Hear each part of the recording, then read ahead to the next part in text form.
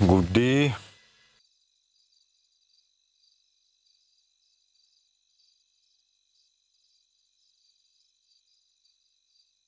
এই দেখো কাণ্ড। এইখানে নাকি উনি ঘুমিয়ে পড়েছেন। আরে বাবা, আমাকে একবার বলে আস।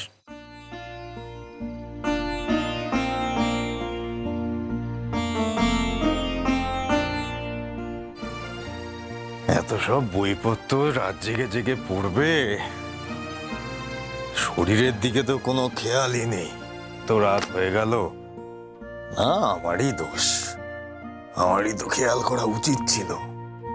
বইপত্রগুলো আবারে কম ভাবে হয়। আরে আমাকে একবার বলে আসলেই তো হতো। উঠে দেখি তুমি নেই। এই দেখো দেখি। চলো ঘরে গিয়ে শোবে। চলো চলো ঘরে গিয়ে শোবে। ওঠো ওঠো দেখি। ওঠ। গুড্ডি,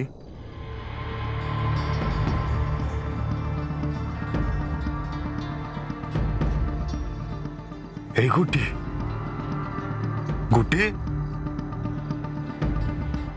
গুড্ডি, মা, মা, আরে মা একবার এদিকে এসো। গুড্ডি,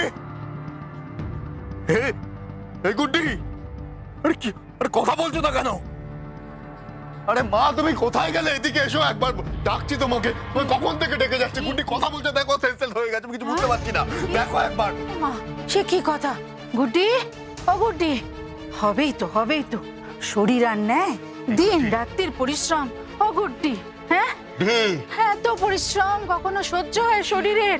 এত করে বলি, একটা মানুষ একা একা লড়াই করে যাচ্ছে, কিভাবে লড়াই করছে নিজের চোখে তো দেখছি। ও গুড্ডি, ও গুড্ডি, চোখ খোলো, চোখ খোলো। এই জল নিয়ে, একটু জল নিয়ে, জল নিয়ে।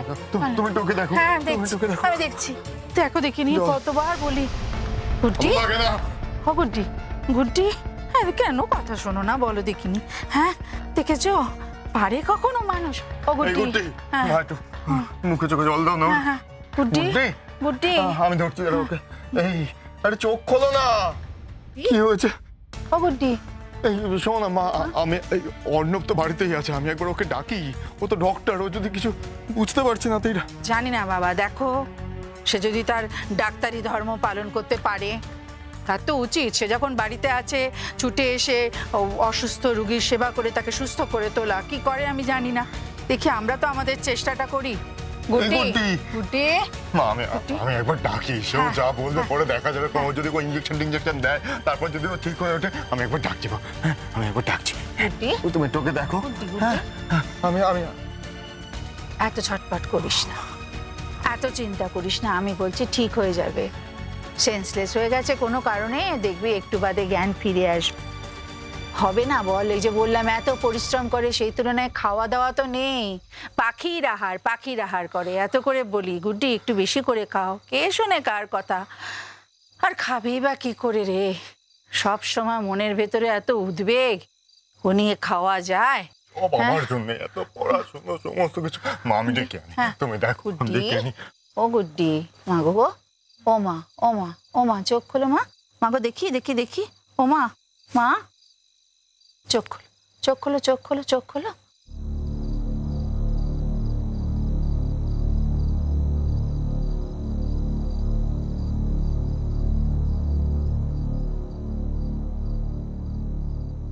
কি হয়েছিল বলো তো? আস্তে আস্তে আস্তে। কি আর হবে, তুমি সেন্সলেস হয়ে গিয়েছিলে। এত পরিশ্রম কেউ করে? হ্যাঁ, বারবার বলি। অঙ্কুশের কি অবস্থা দেখো তো, ছটফট করছে। ওই অর্ণবকে ডাকতে গেছে। না না, এত ব্যস্ত হওয়ার কোনো দরকার নেই। আমি আসলে কখন যে মাথাটা ঘুরে গেল বুঝতে মা গো, একটা কথা বলি মা, এবার তুমি নিজের শরীরের দিকে একটু যত্ন নাও। তোমার একটা কিছু হয়ে গেলে আমাদের কি হবে বলো তো? তুমি তো আমাদের ভরসা মা। তুমি আমার অঙ্কুশের অন্ধের যষ্টি। তুমি ঠিক না থাকলে আমার অঙ্কুশ কি করে ঠিক থাকবে বলো তো? আমি ঠিক আছি মা, আসলে একটু দুর্বল হয়ে গিয়েছিলাম তাই না না না না না না না, দুর্বল না, শুধু দুর্বলতা নয়, আমি জানি টেনশন করছো তুমি। এই কেসটা কোন দিকে ঘুরবে সেই চিন্তায় চিন্তায় তুমি, ঠিক বলেছি তো? হ্যাঁ শোনো, তুমি মুখে না বললে কি হবে, আমি তো মা, আমার তো একটা বয়স হয়েছে, আমি এগুলো বুঝতে পারি, বুঝেছো? ওকে বাঁচাতে পারবো তো মা? দেখেছো, বললাম না, এই একটা চিন্তায় তুমি শেষ হয়ে যাচ্ছ মা গো। হ্যাঁ, শেষ হয়ে যাচ্ছ। হয়তো হ্যাঁ, দেখ তো কি অবস্থা। কি হলো, কি হয়েছে? না না, আমি ঠিক আছে এখন। ও, মা কি বলছে, কি বুঝছো তুমি? হ্যাঁ, এই তো আমার সাথে কথাবার্তা বলছিল। হ্যাঁ, কি অবস্থা এখন? আমি ঠিক আছি। ঠিক আছে মানে? লাগবে না। আরে না না, ওরকম তো হয় না। কি, আরে ও তো একজন ডক্টর রে বাবা, ও যদি না দেখতে চাইতো আমি বাইরে থেকে ডক্টর আনতাম। ও তো এখানে আছে, আর ডক্টররা একটা ওত নেয়, সেখানে কোনো ব্যক্তিগত সম্পর্ক কাজ করে না। কিরে তোর দেখ না কি অবস্থা, প্রেশার টেশার লো হলো কিনা বুঝতে পারছি না তো। না না, একটু দেখি। হ্যাঁ দেখ তো।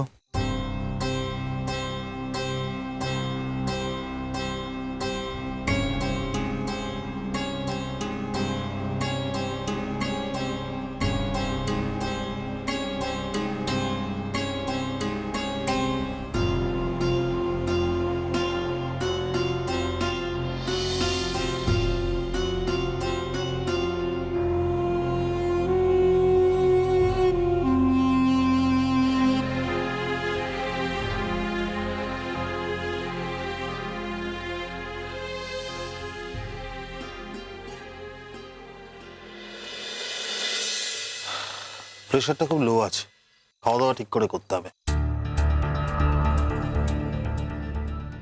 কত চেষ্টা তো করি খাওয়ানোর, ও তো অল্প খায়, কত বলি খাওয়া বাড়াও খাওয়া বাড়াও, সে কে শোনে কার কথা, ও যা ঠিক করবে সেটাই। এই শোনো, কাল থেকে কিন্তু আমি তোমাকে খাওয়াবো। না না, কিচ্ছু করতে হবে না তোমাকে, কাউকে কিচ্ছু করতে হবে না, ওকেও কিচ্ছু করতে হবে না, ও যা খুশি তাই করুক। আমি আর এই কেসটার মধ্যে নেই, আমি কোথাও যাবো না। তারপরে তুমি যা খুশি তাই করো। তুমি কেন করছো এভাবে? রাগ করো না। আরে ঠিক আছে, একদম ভালো হয়ে যাবে, চিন্তা করো না। এই কথাটা বরং তোমার দাদাকে বলো।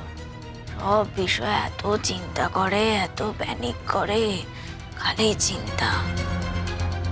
না না, সেই তো আমার, না না, আমি কেন চিন্তা করবো? আমার তো চিন্তা করার কোনো কারণ নেই, আমি তো কোনো কিছুতে ভাববো না। আমার তো জীবনে অনেক লোক আছে না, যারা আমাকে নিয়ে চিন্তা করে, যারা আমাকে নিয়ে ভাবে। জীবনে প্রথমবার কোনো মানুষ আমাকে ভালোবেসেছে এত, জীবনে প্রথমবার কোনো মানুষকে আমি আমার জীবনের সবথেকে শ্রেষ্ঠ সম্পদ হিসাবে আমার মনের মণিকোঠায় রেখেছি। আর আমার তো তাই তোমাকে চিন্তা করার মানে আমার তো কোনো কারণই নেই। আমি তো তোমার কথা ভাববোই না, আমি তো তোমার যত্ন করবোই না, কিচ্ছু করবো না, তাই না? আমি তো এমনি থেকে যাবো। আমি ও যা করছি তাই হোক। শঙ্কুশ, কি হয়েছে?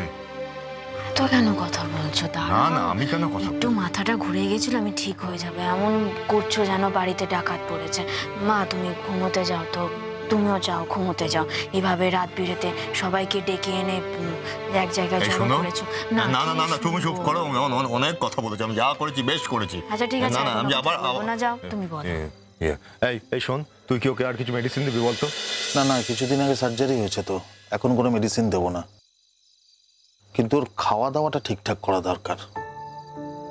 আসলে সার্জারিটা হয়েছে বলে ভেতরে একটা উইকনেস আছে, এবং সেটাই ইনডালজ করছে আর কি। তো সেটার জন্য একটু সময় মতো খাওয়া দাওয়া করতে হবে, আর হ্যাঁ, টেনশনটা কমাতে হবে, বুঝলে? তোমার কি মনে হয় এই কেসটা সলভ না হওয়া পর্যন্ত আমার টেনশন কমবে?